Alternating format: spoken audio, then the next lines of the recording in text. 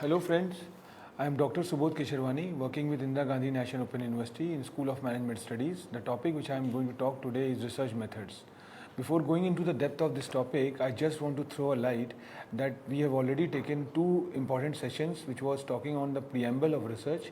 One was the research methodology and second was FAQs of research. Frequently asked questions is going to play a very important role as far as research is concerned, because when we pursue our research, when we start our research, there are such certain questions which comes in our mind, that how we can initiate a research and how we can accomplish it, because it's a very challenging task when you enroll yourself into a research. So this research methodology, research FAQs is going to play a very important role as far as this particular course is concerned, which we usually call MCO3, Research Methodology and Statistical Analysis, which is part of our Masters in Commerce program, and this is a second year course. And while going into the depth, you will find out that research methodology is very important, because if you not generate the methodology or the modus operandi, you will not land up at the right location. So research, while talking about the research methodology and research FAQs, we are just concentrating on what are the certain methods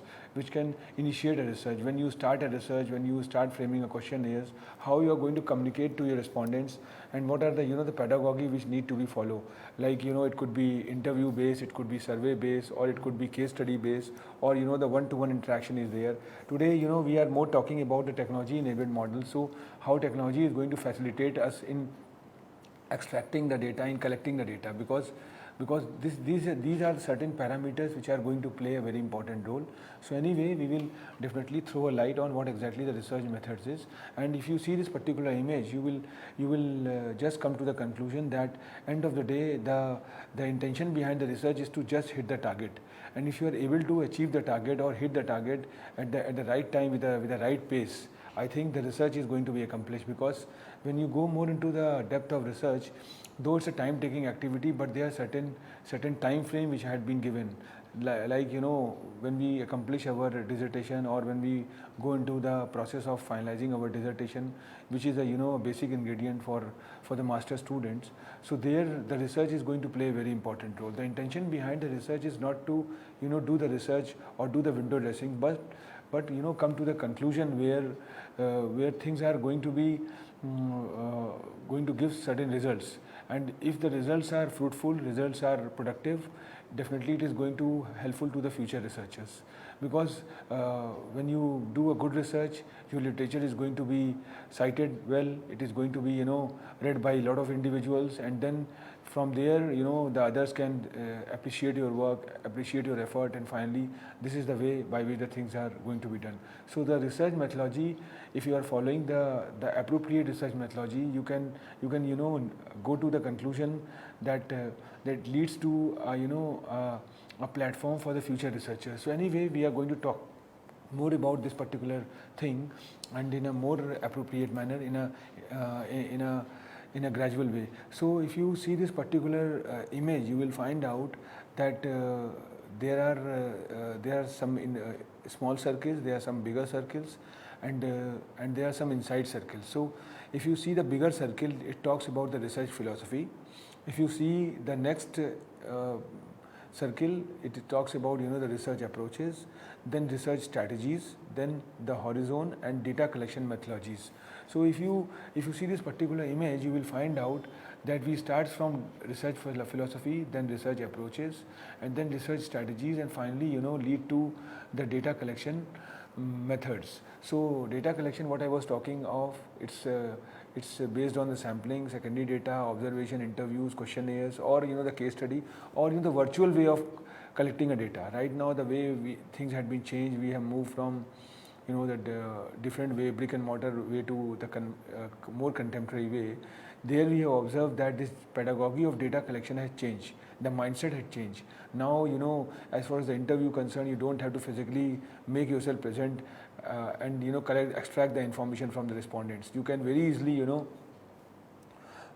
interact with the virtual meeting tools, and from there you can interact with them, record it, and get the observation, and then accomplish your task. So this is the model, this is the pedagogy which is going to play a very important role.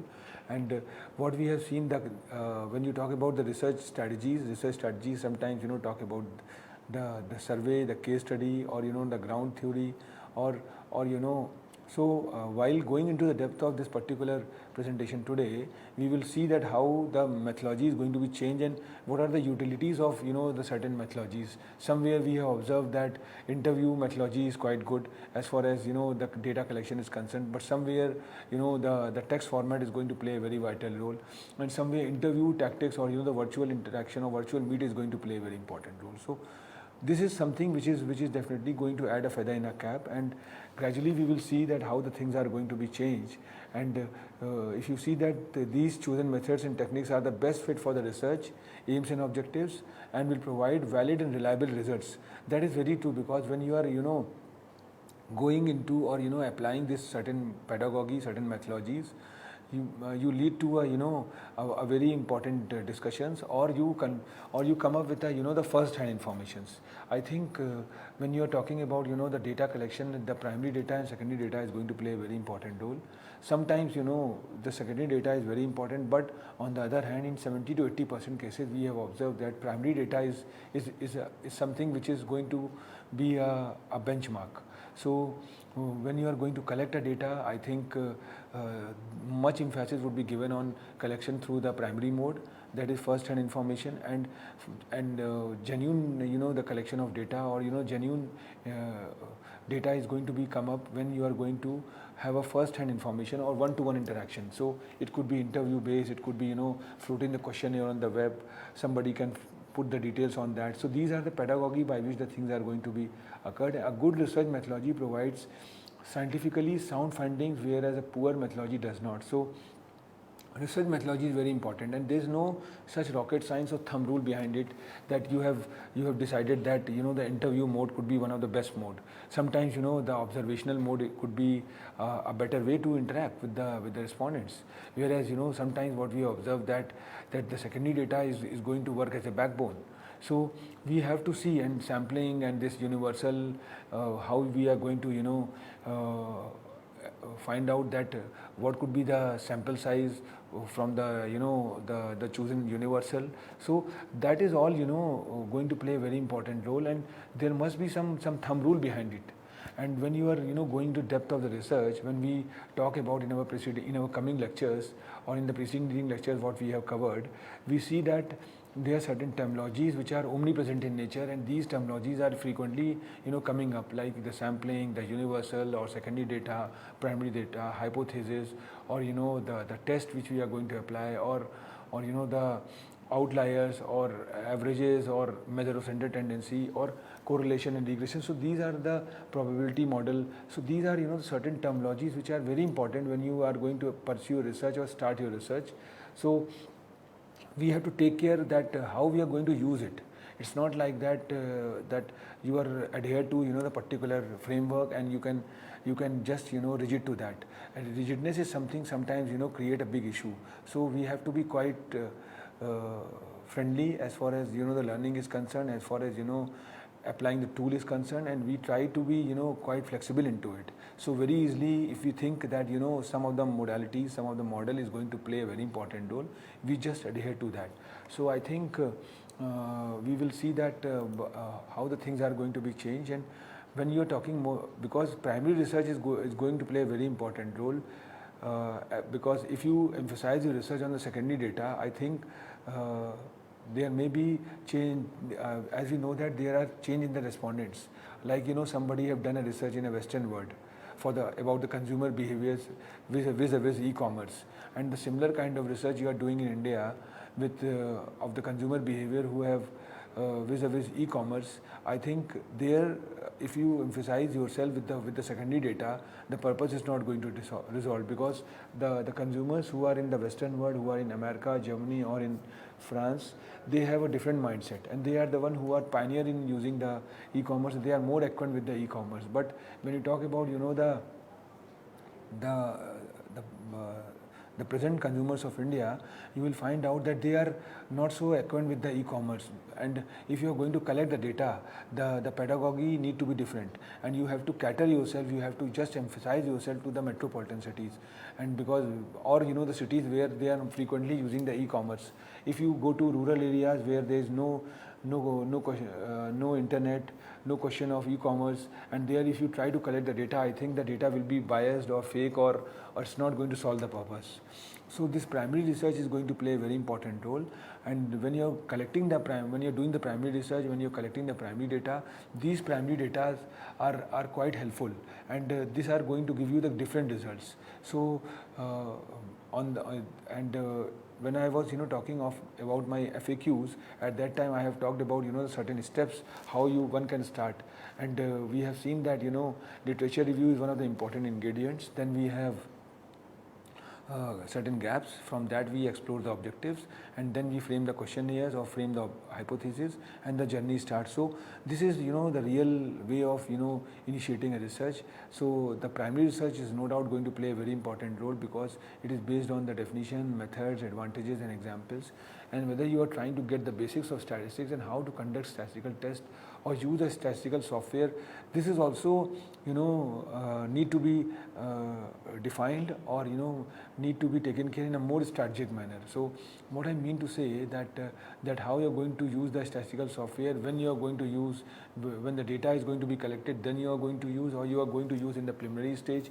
All those the plan of actions, all those the way of doing the things need to be framed in the very beginning, or very strategically planned. And planning is no doubt going to play a very important role, because the moment you start the research, moment you start working on it, it's really a very cumbersome process, and sometimes we observe that the morale of the individual and morale of the researchers somewhat deteriorated, because they are not going to get the appropriate results, or maybe the respondents are not reciprocating in the manner they need to be do. So in that case, what we have to do, we have to quite patientful, and we have to do the things in a more strategic manner, and we also have to keep the morale up of the respondents also. If you are going to follow the big bang approach, that is putting or dumping all the questions in one shot, no, I think respondents will be the one who could be away from reciprocating. So best part is that try to have a certain questions which should be in phases. So, or maybe in the first stage some questions are there which can be quite generic in nature, whereas in the second some close-ended questions are there, because if you are having a close-ended questions in your questionnaires, I think there will be chances that more reciprocation can come, because it could be in a MCQ model, or yes or no option is there. Whereas if you have an open-ended model, open-ended questions, then in that case respondent have to write, and when the question of writing comes, sometimes they make themselves away, because it's really tough for them to write so many lines. So if you are asking for the close-ended questions, I think there are certain points which need to be framed in such a manner that it can directly hit to the consumers, that these are the the gaps, these are the turning points, and these are the points where one can very easily change themselves.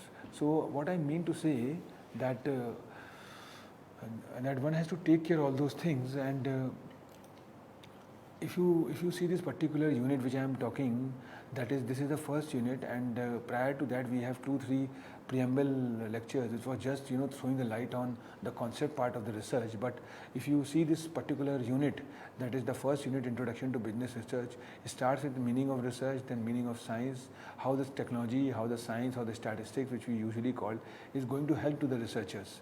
If you see in the present scenario, the SPSS software which had been developed by the IBM, that is software package for the social sciences, and it's going to be quite important, because research is now a domain for the scientists or the engineers, but it had crosses the wear boots, and now you see everywhere, every domain, every sector, every segment, either it could be a business or the social science or history, the research is going to play a very important role. So research is an art, is a science, and it is not for the scientists, it is for the general public, for the general audience, and business houses, the corporate world are taking a great help of the research. So knowledge and science is very important, and when we talk about the knowledge, I think we know that in research the data is going to play a very important role, and if you go more into depth of the data, you will find out there is a data, there is a information, there is a knowledge, and there is a wisdom.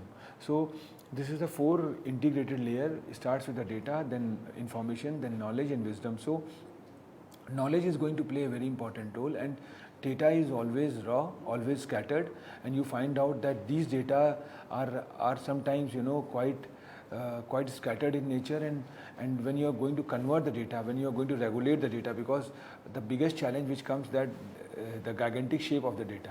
The data we usually see, it's very haphazard in nature, very scattered, and when you are going to accumulate it, I think it's really a cumbersome process, and that is where the research is going to play a very important role, because if you see, it starts with and analysis and analytics, and algorithm is going to play a very important role. If you see this e-commerce portals, or the business houses, how they are gathering or taking care about the consumers' data, and the real-time data, they are using it and come to the conclusion about that. So there, this knowledge and science is going to play an important role, because when the data is of billions in nature, which are billions in size or millions in size, it's really tough for the humans to regulate it. So there, the science comes into picture, the statistics comes into picture. Then you have inductive and deductive logic, and then finally what happens, significance of research in business comes, because when you talk about the business, and when we know that that business is something which is the bread and butter of the individuals, of the corporates, and it's going to affect the GDP of the country. And so if there could not be no business, there will be no generation of amount and no taxes, and finally what happen, then the livelihood going to be affected by that. So this is somewhere the research significance comes up, because research is somewhat creating a new options, new paradigm shift, and with the help of research the business also excels. So that is the reason that those companies, those organizations who are doing the research, they are creating a niche, and those who are not doing, they are on the deathbeds and they evaporate from the systems. So that is the reason you have observed that the shelf life of the company is deteriorating with the change of time. So now this kind of pedagogy had come up, where we have observed that research is not which is going to be important for the academicians or for the teachers or for the scientists, but for the business houses. And you see the good companies, they do a lot of research, and they try to imbibe the new technology, and finally what happens when they introduce new technology, and which is going to benefit the society or the consumers by and large, somewhere they are getting an edge, and finally by that they can excel their business. So anyway, we will definitely throw a light about how the technology is going to play a business in our different lectures. Here just we are emphasizing on the research, and then types of research comes. So research, we have seen that it's of variety of types, and then methods of research is very important, because survey method, observational method, case method, experimental method, historical method is also applicable, where the stereotype approach is still there, because you can't eliminate the legacy systems or the stereotype approaches. Then comparative method is also very important, because sometimes we compare that which could be more blended in nature, and have a combination of the various methods like survey and interview could be come together, and observation and case study could be come together. So anyway, and there are certain stumbling blocks as far as the business research is concerned, because the cost is going to be quite important, and it's really cumbersome for the company to invest massively on the research, because when you talk about the research, it have a long-term impact, and when you have a long-term impact, sometimes what happens, your short-term goals become affected. So how you are going to bridge the gap between the long-term and short-term, this is where the business research is going to play a very important role, and how to come out from that. So we will definitely talk about all those aspects, and try to touch the different parameters, so that our learners can more acquaint with the certain terminologies, and they are going to use it in a real life scenarios when they are starting their research or pursuing their research.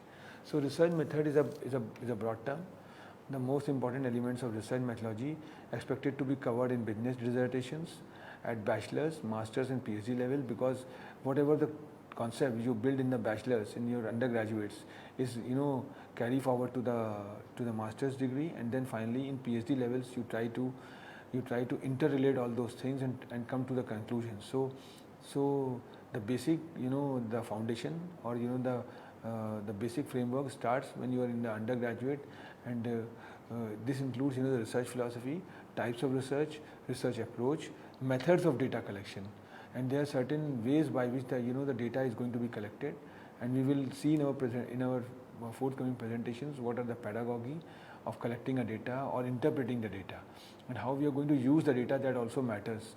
And sampling and ethical consideration is also very important, because when you talk about the research, I think this ethical issues is going to play a very important role.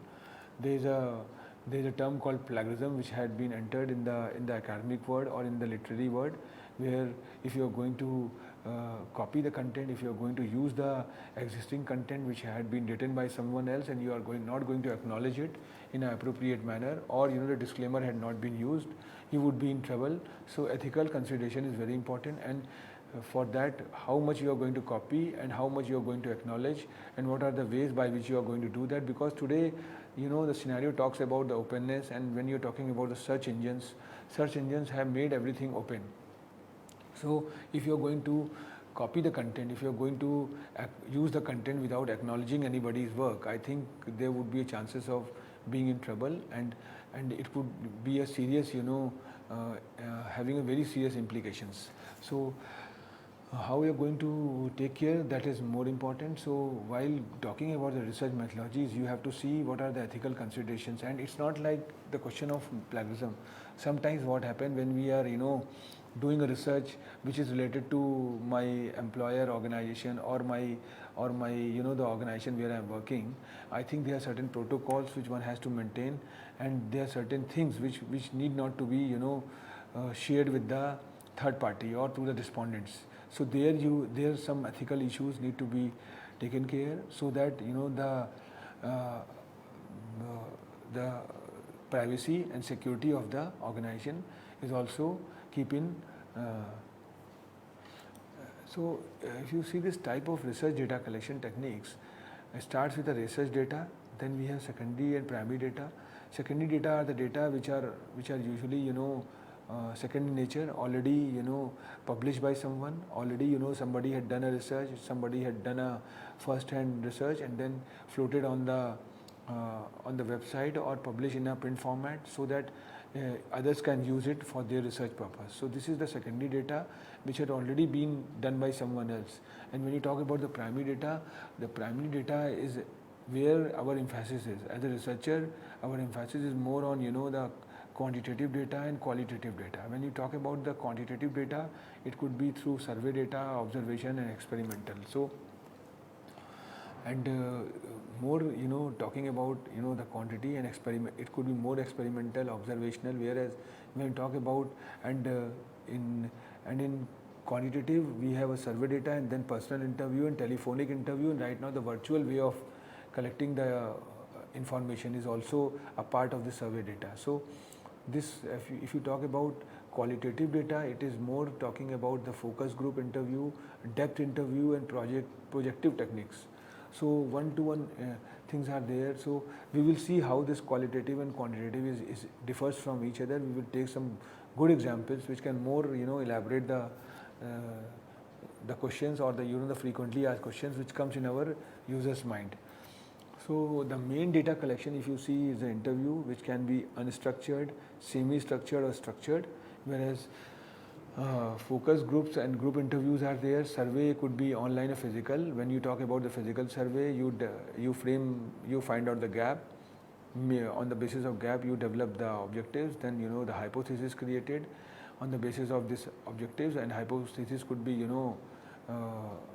of different nature, and then on the basis of hypothesis you start framing the questions, and then the moment you frame the question is either you send it in a physical way in a hard copy or through online, that is through Google Forms, SurveyMonkey, or there are some other ways, some other tools are coming with the change of time, and And if you talk about the business houses, the e-commerce portals or the commerce trade industries, they are also using this online way of doing the things, but in a more uh, isolate manner. That is, some questions are asked in the very beginning, and some are gradually asked. So observations, documents and records, and then case study is there. Case study somewhat, sometimes would be more secondary database, whereas already, a lot of people had reframed the cases, developed the cases, and then you are going to extract the information from those case studies. And you have got, the baskets of informations, or ample number of information is there, and from there you just narrow down yourself and finding out, the certain gaps, and then on the basis of these gaps, then you start working. So when you talk about the case study base, it could be somewhat more blended in nature. It could be primary or secondary, or a combination of both. So if you see interviews, if we talk about, according to McNamara 1990, interviews are particularly useful for getting the story and behind the participant experience. The interviewer can pursue in-depth information around the topic, and interviews may be useful as follow-up to certain respondents. So what we have seen that are quite useful, because the first-hand information is coming directly from the individuals who are affected, or part of that process, and then you start recording it, like what we observed that as far as certain e-commerce portals have concerned, that when consumers buy any product. Now there was a time when we studied marketing about the mouth marketing philosophy, where consumers buy any product, and we usually ask in a mouth marketing mode that what exactly you think about the particular product. But here, since the customers are located different place, they are doing the shopping through one portals.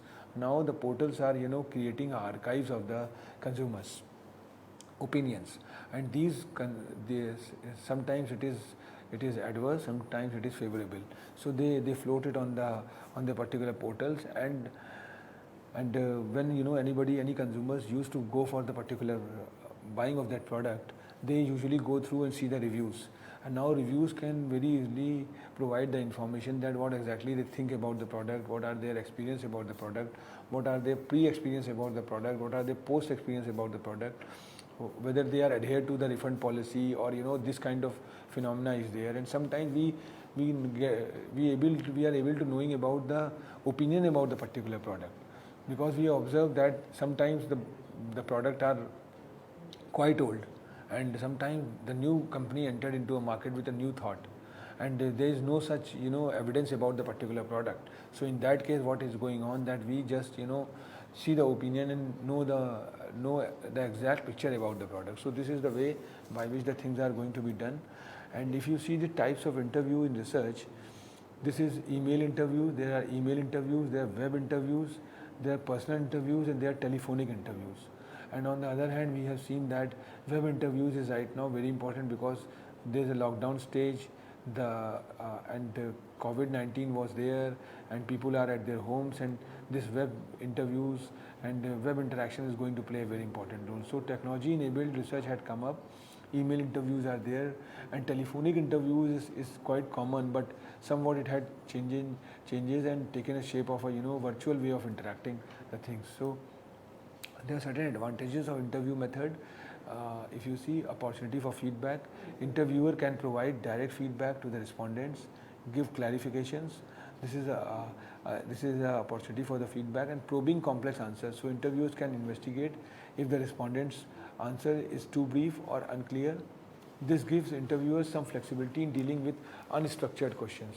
So what I mean to say is, there are close-ended questions, there are open-ended questions, there are some unstructured questions. Some questions need to be answered, some are creating a different issue. In that case, how they are going to tackle is very important. And then length of interview, because I think the patience is very important as far as respondent is concerned. If the respondents are not able to